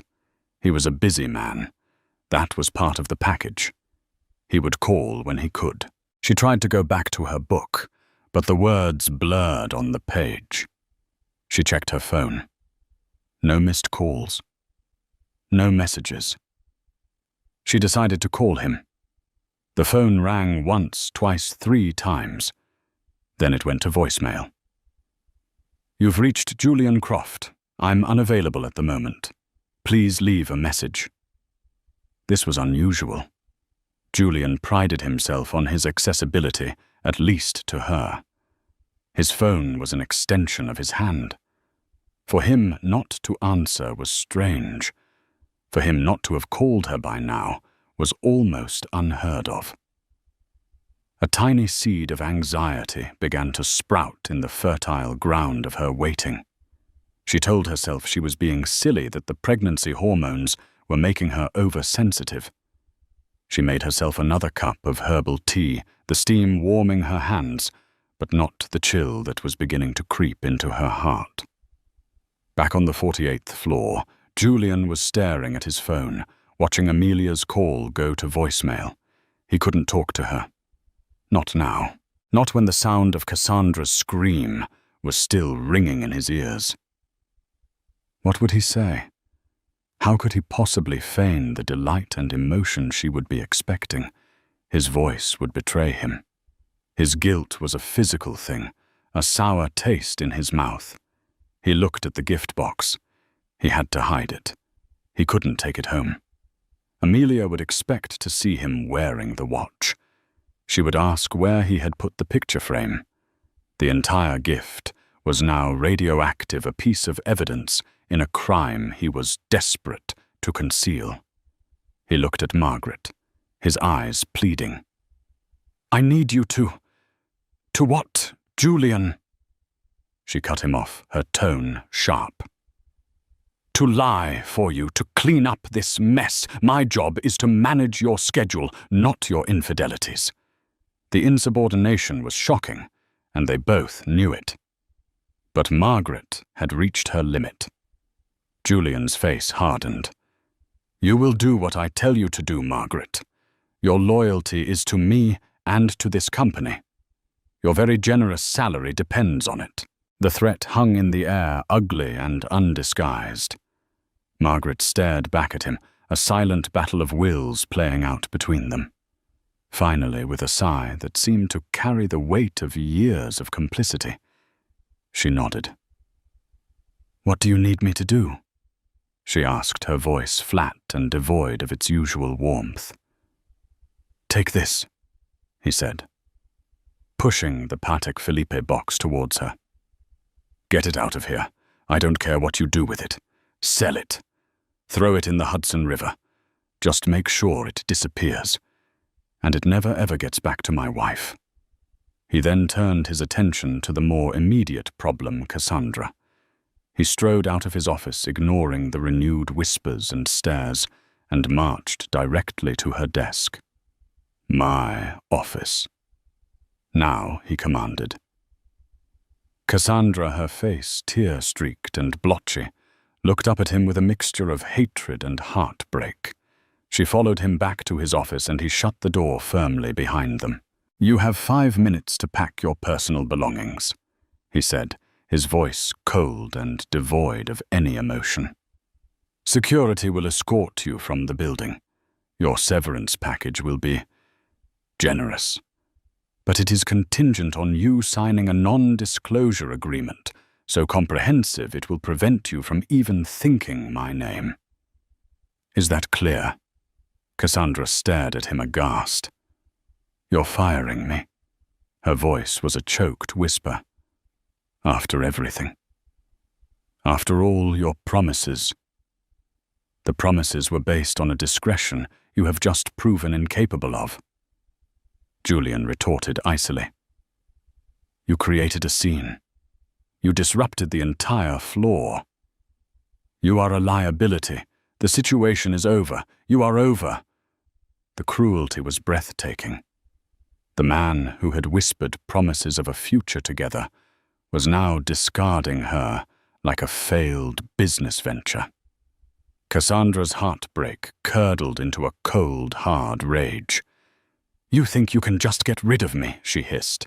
"You think you can silence me with money. You have no idea who you're messing with, Julian.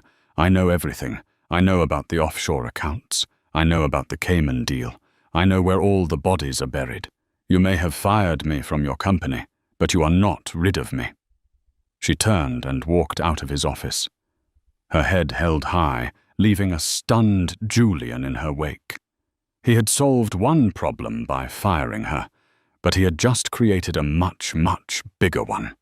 He had underestimated Cassandra's fury, and he had no idea just how far she would go to get her revenge. And miles away in the quiet luxury of her penthouse, Amelia looked at the clock. It was almost 5 p.m.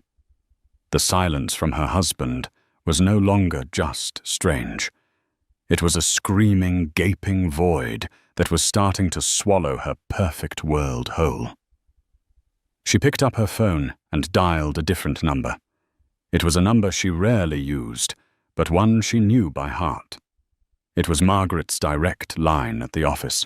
"Margaret." "It's Amelia Croft," she said, trying to keep her voice light and casual.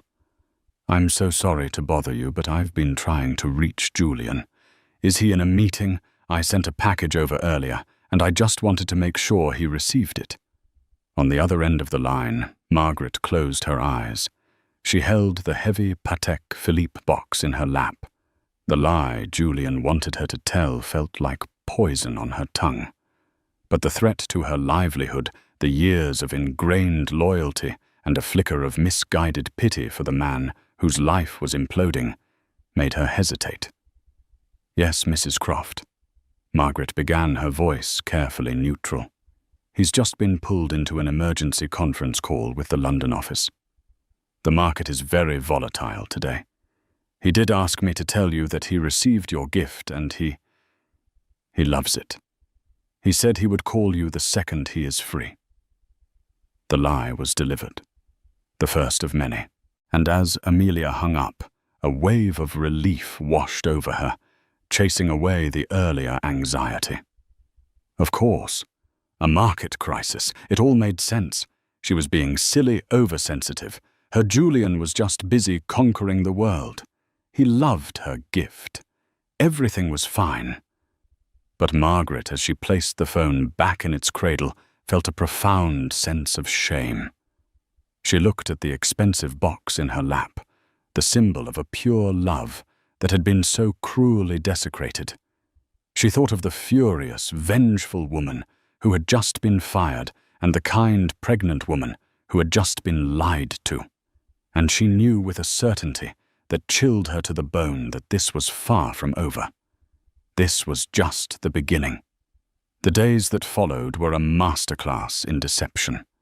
Julian returned home that evening, the very picture of the doting husband. He came bearing a bouquet of Amelia's favorite peonies and a story expertly crafted of a frantic day-long crisis involving a sudden currency devaluation that had threatened a major European acquisition. "I'm so sorry, my love," he said, enveloping her in a hug. He kissed her forehead, her cheeks, his lips carefully avoiding hers. "I was chained to my desk all day." "Margaret told you I got your gift." Amelia melted into his embrace, her earlier anxieties seeming foolish and distant. "She did. I'm just glad everything is okay." "Did you like it?" she asked, her eyes searching his for the emotional response she had been anticipating all day. Julian's performance was flawless. He smiled a warm, crinkling smile that almost reached his eyes. "Liked it, Amelia?" I was speechless. "It's magnificent. The Calatrava, it's a work of art, and the inscription, it took me right back to that fire escape." He paused, his voice dropping to a conspiratorial whisper. "But the picture, that was the real gift. I almost lost it right there in front of the entire board. It was exactly what she had wanted to hear, the perfect reaction. Yet a tiny, almost imperceptible detail felt off." He spoke the words with practiced ease, but the genuine, soul-shaking emotion she had expected to see in his eyes wasn't quite there. It was like watching a brilliant actor play a part rather than witnessing a true, heartfelt reaction. But she dismissed the feeling as quickly as it came. He was tired. It had been a long, stressful day. "Where is it?" she asked, a playful smile on her face. I expected you to come home wearing it. Julian didn't miss a beat. Are you crazy? A Patek Philippe. That beautiful. I took one look at it and locked it straight in the office safe. It's far too valuable to be worn every day, and especially not on a day as chaotic as today. I'd be terrified of scratching it. We'll take it out for our anniversary dinner on Saturday. It was a plausible, even sensible explanation. It was so Julian, protective of beautiful, expensive things. And so Amelia accepted it. She accepted his excuses, his carefully constructed narrative, the slight distance in his kiss. She wanted to believe him. Her entire world, the very foundation of her happiness, depended on it. Life returned to its glossy, perfect rhythm.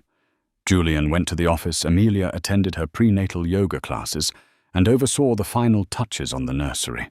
They talked about baby names, debated the merits of different strollers, and planned a baby moon in the Seychelles. Julian was attentive, charming, and affectionate, but Amelia couldn't shake a subtle, persistent feeling of unease. It was in the small things. He started keeping his phone face down on the nightstand, something he'd never done before. He was more jumpy, a sudden noise making him flinch. He claimed it was the residual stress from the market crisis, but there was a furtive, hunted look in his eyes that she'd never seen before. He also began to work later, claiming the European acquisition required late-night calls and endless paperwork. He would come home long after she had gone to bed, slipping under the covers, with the cool silence of a ghost. A week after the incident, Amelia had a doctor's appointment.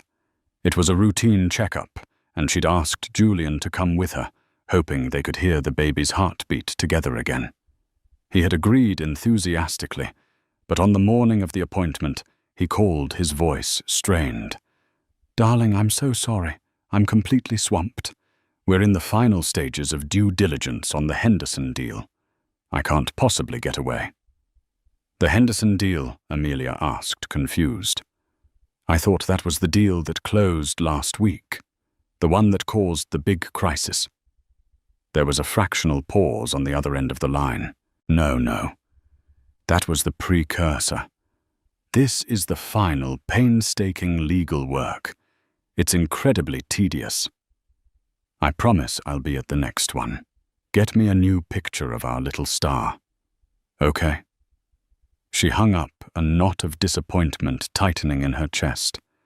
She went to the appointment alone, sitting in the waiting room, surrounded by beaming couples.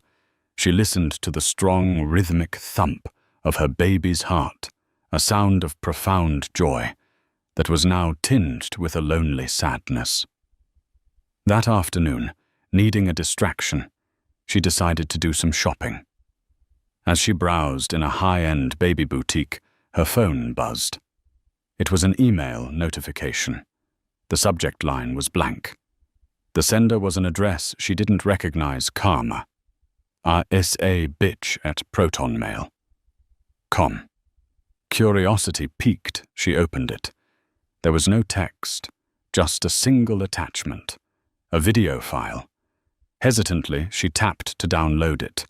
It was short, only about 15 seconds long, and the quality was grainy, clearly filmed on a phone from a distance.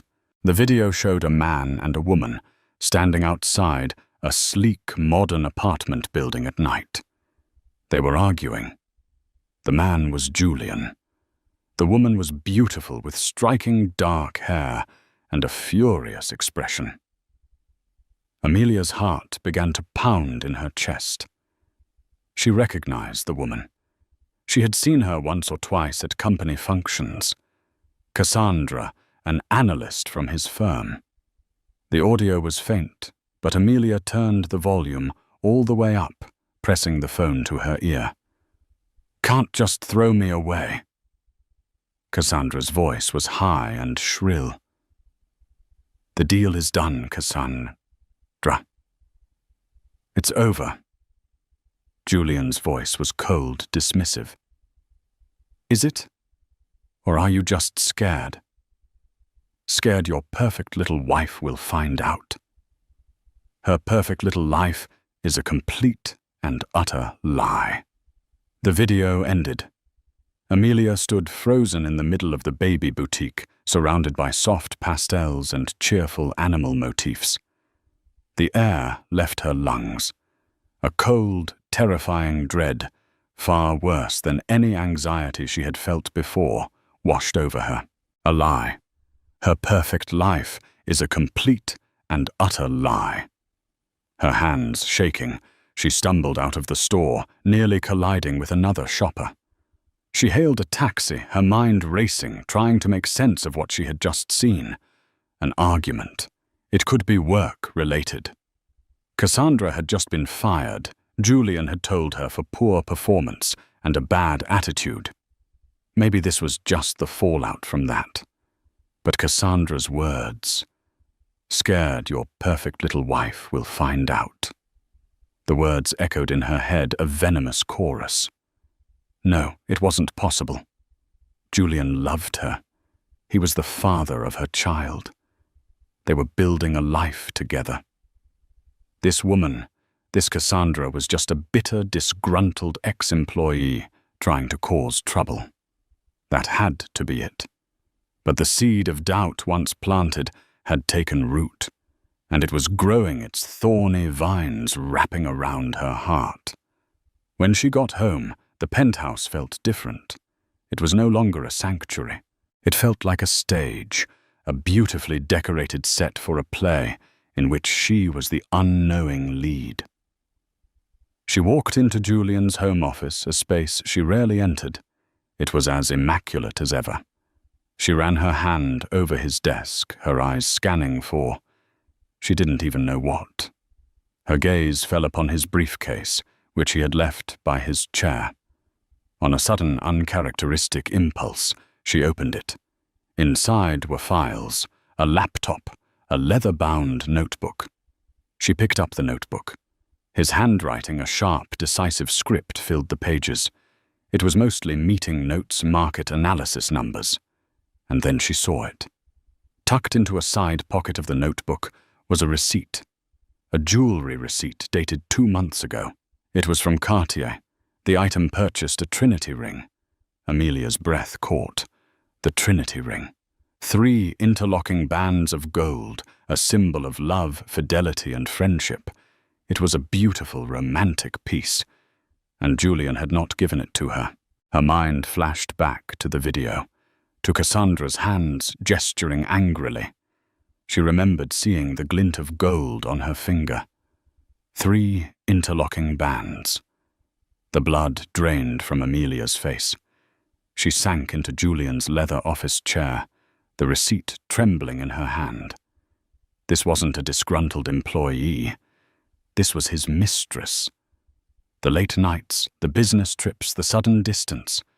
It all clicked into place with sickening clarity. The lie wasn't just in the video. The lie was her entire life. And then a worse thought, a thought so monstrous it made her feel physically ill. The gift. The Patek Philippe. The sonogram. The story about the office safe suddenly seemed laughably thin. The praise for the gift felt hollow, rehearsed. Why had he really hidden it? What had really happened that day? The pieces began to form a horrifying mosaic in her mind. The scream that Cassandra had let out in the video. It was a scream of shock. What if she hadn't been screaming at Julian in the street? What if she had screamed in his office? Amelia's mind raced back to the day she sent the gift. Her call to Margaret. Margaret's smooth, reassuring lie. He's in a conference call. He loves the gift. Margaret. Margaret would know. She was Julian's gatekeeper. She saw everything, heard everything. And despite her professional demeanor, Amelia had always felt a current of warmth from the older woman, a hint of sympathy. With a resolve she didn't know she possessed, Amelia stood up. The hurt, the betrayal. It was a physical weight threatening to crush her. But beneath it, something else was stirring. A cold, hard anger. She had been played for a fool. Her love, her pregnancy, her most sacred feelings had been used as props in his sordid drama. She would not be a victim. She would find out the truth. The whole truth. She picked up her phone and dialed Margaret's number again. This time there would be no polite inquiries. This time there would be no accepting easy lies. "Margaret," she said, when the assistant answered her voice dangerously quiet. "We need to talk. Not on the phone. In person. I'm coming to the office now." Before Margaret could protest, Amelia hung up. She walked into her bedroom, her movements stiff and robotic. She looked at her reflection in the mirror. The soft, happy woman from a week ago was gone. In her place was a woman with haunted eyes and a grim, determined set to her mouth. She was a queen, just as Julian had always said, but a queen whose kingdom had been revealed to be built on lies, and she was about to go to war. The taxi ride to 1 Vanderbilt was a blur. The familiar Manhattan cityscape, once a symbol of her and Julian's shared success, now seemed hostile and alien. Every gleaming skyscraper felt like a monument to a lie. Amelia sat ramrod straight, her hands clasped tightly over her baby bump, a protective primal gesture. The naive, trusting woman, who had so lovingly sent a gift to her husband, was gone, incinerated in the fire of his betrayal. In her place was a woman, forged in cold fury, her mind whirring with a chilling clarity. She didn't go to the main entrance. She knew the protocol, the way visitors were announced, the chance that Julian would be alerted to her presence. Instead, she remembered a private entrance on the side street that led to a discreet elevator bank sold by the top executives. Margaret had pointed it out to her once.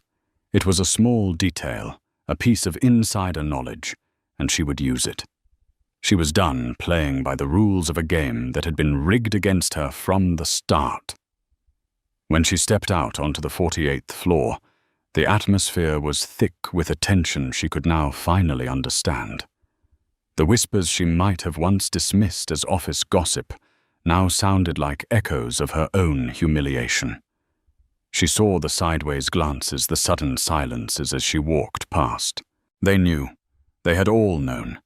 They had watched the drama unfold while she sat in her penthouse, blissfully ignorant. She walked directly to Margaret's desk, her gaze unwavering. The older woman looked up, her face pale. She saw the look in Amelia's eyes, and her professional mask crumbled. What she saw was not the gentle Mrs. Croft, but a woman on the verge of shattering, held together only by sheer force of will. "Mrs. Croft. Amelia, you shouldn't be here," Margaret stammered, standing up. "Don't, Amelia," said her voice low and steady, cutting through Margaret's flustered greeting. "Don't you dare lie to me again. Margaret, I know. I know about Cassandra. I know about the affair." Margaret's face fell. The years of carefully maintained composure dissolved into undisguised pity and regret. How she whispered. "That doesn't matter," Amelia said, her voice sharp. "What matters is what happened here last week. The day I sent the gift, I want you to tell me everything, every single detail. And if you value your conscience, you will not leave a single thing out." Julian was in a meeting in the main boardroom, a glass-walled enclosure in the center of the floor.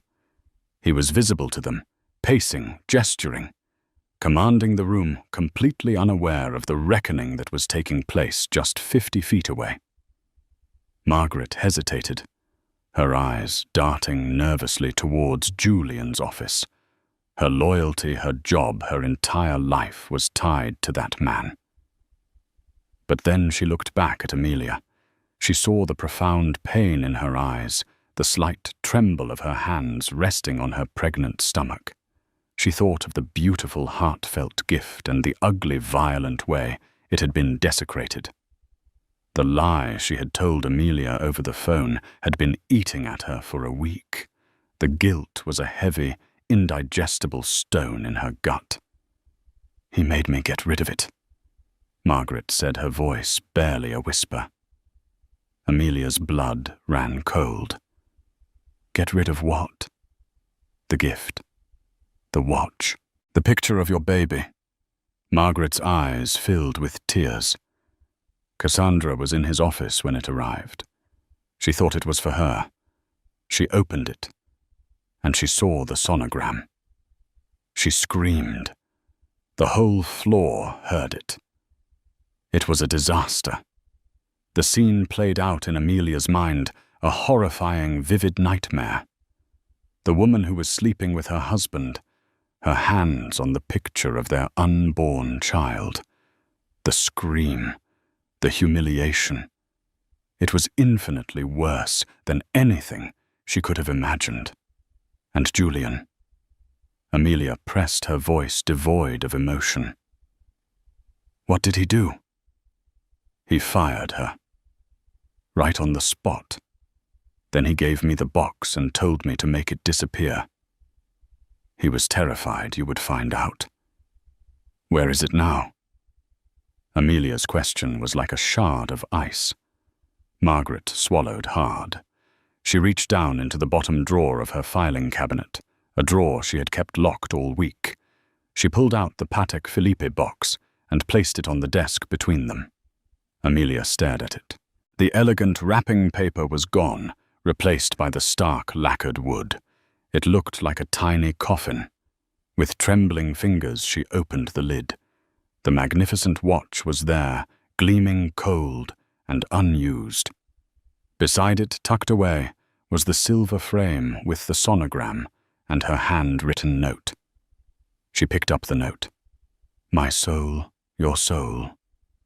2 stars in the same sky." The words, once a declaration of transcendent love, were now a bitter, mocking epitaph. A tear, hot and heavy, finally escaped her and splashed onto the expensive cream stationery, blurring the ink. She wiped the tear away with an angry gesture. This was not the time for weeping. This was the time for action. "Thank you, Margaret," she said, her voice regaining its strength. She closed the box. "You've done the right thing." She looked over at the glass boardroom. Julian's meeting was wrapping up. People were starting to stand, shaking hands. He would be out in minutes. Margaret Amelia said, a new chilling plan forming in her mind. "Does this company have a town hall meeting scheduled any time soon?" An all-hands meeting for the entire New York office. Margaret looked confused. "Yes, there's one this Friday. Julian is the keynote speaker. It's a big quarterly address." "Perfect," Amelia said. She gave Margaret a look of such intense, cold resolve that the older woman physically recoiled. "I want you to do one more thing for me. And this time, it's not for Julian. It's for me. And for every woman who has ever been made to feel like a fool." 2 days later, on Friday, the auditorium at Sterling Whitcroft Holdings was packed.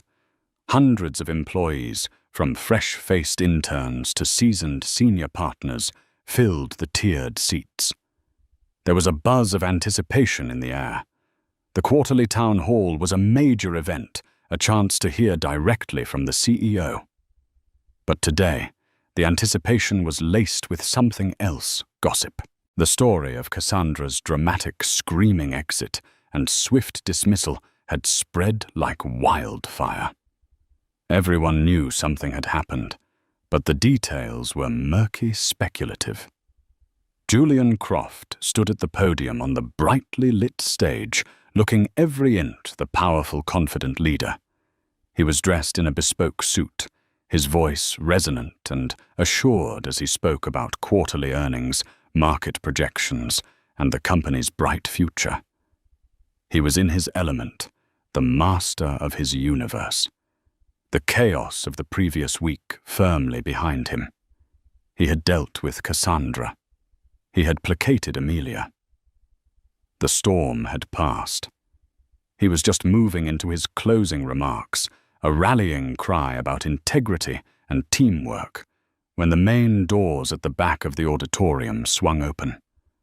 A figure was silhouetted in the doorway. It was a woman. As she walked down the central aisle, a stunned silence fell over the room. Murmurs rippled through the crowd as people recognized her. It was Amelia Croft. She looked radiant ethereal. She was wearing a simple but elegant white dress that accentuated her pregnancy. Her hair was styled perfectly, her makeup flawless. She looked like an angel, an avenging angel. Julian stopped mid-sentence, his words dying in his throat. His face went ashen. He stared at her, his confident posture collapsing, a look of pure, unadulterated terror in his eyes. He knew in that instant that his world was about to end. Amelia didn't look at him. She walked calmly and deliberately towards the stage, her heels clicking with a steady, resolute rhythm on the floor. In her hands, she carried the Patek Philippe box. As she reached the short set of stairs leading to the stage, a few security guards started to move towards her, unsure of how to react. But Amelia simply gave them a serene, dismissive glance, and they stopped confused. She walked onto the stage and approached the podium, stopping directly in front of her husband. She could feel the collective gaze of hundreds of people on her, could hear the frantic whispering. She ignored it all. Her focus was entirely on Julian. She leaned into the microphone, her voice calm and clear, amplified throughout the cavernous room. "My husband," she began, her voice ringing with a strength no one in that room had ever heard from her, "is a man who speaks about integrity, about loyalty, about the values that make this company great." She paused, letting the words hang in the air. Julian was frozen, paralyzed, a statue of a guilty man. "He is also a man of grand gestures," she continued, her voice gaining an edge. "And recently, to celebrate a personal milestone, the anniversary of the day we met, I decided to make a grand gesture of my own." She held up the lacquered box for the entire auditorium to see. The giant screens on either side of the stage, which had been displaying stock charts, now showed a close-up of her face, her expression one of heartbreaking composure. "I bought him this," she said, her voice starting to tremble, but with rage, not weakness. "A Patek Philippe watch, a symbol of timeless love." But that wasn't the real gift. She opened the box and took out the small silver frame. She held it up. The camera zoomed in, and the grainy image of the sonogram filled the screens. A collective gasp went through the audience. "This was the real gift," she said, her voice breaking for a moment. "Our baby, our future." I sent it to his office, hoping to surprise him to share a moment of joy. She turned her gaze fully on Julian, her eyes locking with his. All the love she had ever felt for him was gone, replaced by a contempt so profound it was like a physical force. But I was not the only one who saw it. My husband's mistress, Cassandra Miller, a senior analyst he was sleeping with for over a year, opened it first. She saw the picture of my baby, the baby of the man who had promised to leave his wife for her, and she screamed. The auditorium erupted. The whispers turned into a roar of shock and scandal. This was better, more salacious than any rumor. This was a confession, a public crucifixion. He lied to me. Amelia's voice soared over the din filled with righteous fury. He fired his mistress to silence her. He took this beautiful gift, this symbol of our family, and he ordered it to be destroyed, to be hidden, so he could continue to live his lie. He stood in our home, looked me in the eye, and told me he loved it while secretly trying to erase its existence. She placed the sonogram picture on the podium, directly in front of Julian. Then she picked up the watch, the magnificent, priceless Patek Philippe Calatrava. My husband values beautiful, expensive things, she said, her voice dropping to a dangerously quiet level. He builds his life around them. He acquires them. He controls them. Women Company's watches. It's all the same to him. And then, in a move that no one could have predicted, she drew back her arm, and with all her strength, she threw the Patek Philippe watch across the stage. It hit the far wall with a sickening crack and clattered to the floor. Its delicate mechanism shattered its timeless beauty, destroyed in an instant. The sound echoed through the silent, stunned auditorium. Amelia turned back to the microphone, her face a mask of triumphant, heartbreaking resolve. The assets of this man of this company may be vast, she declared, her voice ringing with the authority of a queen who had just reclaimed her throne. But his integrity is bankrupt, his loyalty is worthless, and as for my assets, the shares in this company that I own in my own name, a very significant portion, I believe, they will be on the market by the end of the day. I believe the term is a hostile takeover. I'm sure you all, as experts in the field, know what that means. She looked one last time at the broken man who had been her husband. His face was slack with shock, his empire crumbling around him on a stage of his own making. Without another word, Amelia Croft turned and walked off the stage, her back straight, her head held high. She did not look back.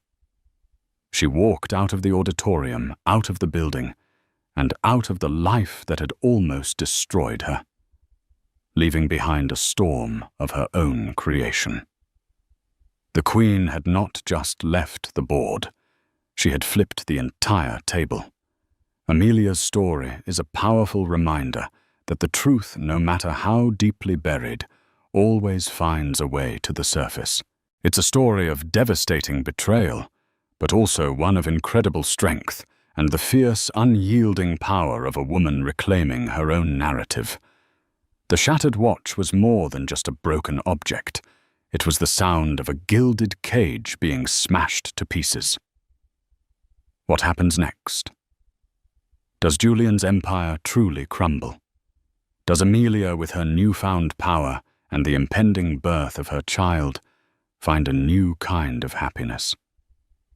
The fallout from that day would echo for years to come. If this story captivated you, if you felt every moment of Amelia's pain and cheered for her ultimate triumph, please let us know in the comments. We want to hear your thoughts. Don't forget to hit that like button. Share this video with someone who loves a story of justice and resilience, and most importantly, subscribe to our channel for more gripping tales you won't want to miss. Click the notification bell so you're the first to know when our next story drops. Thank you for listening.